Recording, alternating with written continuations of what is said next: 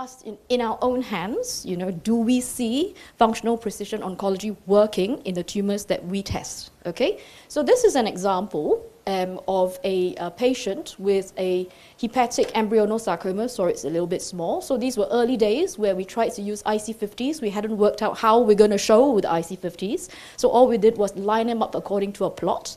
And you can see that the patient's IC50 was a lot lower compared to what is average amongst the published database.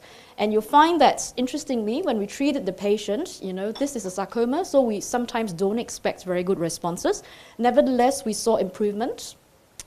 So you can see this went to this, which is actually pretty remarkable in sarcoma, I would say. Okay. And then at the bottom, this is another example of a very rare type of sarcoma. It's actually a skin adnexal tumor called a porocarcinoma. So it came from the sweat gland of a lady, okay? And you can see her lungs are studded with metastasis. So when she saw me in clinic, she couldn't actually complete a full sentence. When I was trying to ask her, what are her symptoms, how is she feeling? She came in on a wheelchair. She had, high dose supplemental oxygen, and she couldn't even speak properly because her lungs were studded with tumor. Right?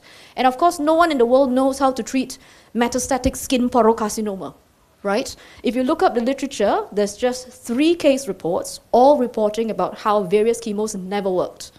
Okay, so what do we do for this poor lady, right? And she wants treatment. She obviously needs some kind of symptomatic relief as well, okay? So what we did was we said, can we get access to tissue? So in fact, we poked this particular sample here. So we took about 10 core biopsies, and we had enough sample to run it for ex vivo drug testing. So again, this was early days, and we just simply asked the question, how many drugs can we test? Okay, and with whatever cells that we managed to get, we tested a whole panel of drugs. Okay, and you'll see that. So what I did here was to say, can we line up this patient's IC50? Okay, according to what we know of other skin cancers, of other sarcomas that's published in the known databases, and where does this patient stand?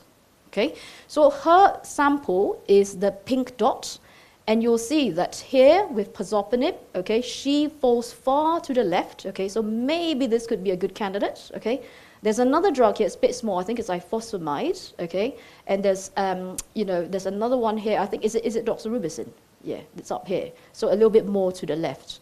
But obviously, because she was so unwell, we were a bit afraid to give her chemo, and she might just tip her over. Her performance status is quite borderline. So I chose to give her pazopanib. And of course, lo and behold, you see these responses. So as you know, when you use, pazopanib or anti-angiogenic agents, you sometimes see sort of like eating out of the tumors from inside out. So you see this kind of pattern of response radiologically. And what was striking was she came to my clinic. She actually walked off of the wheelchair.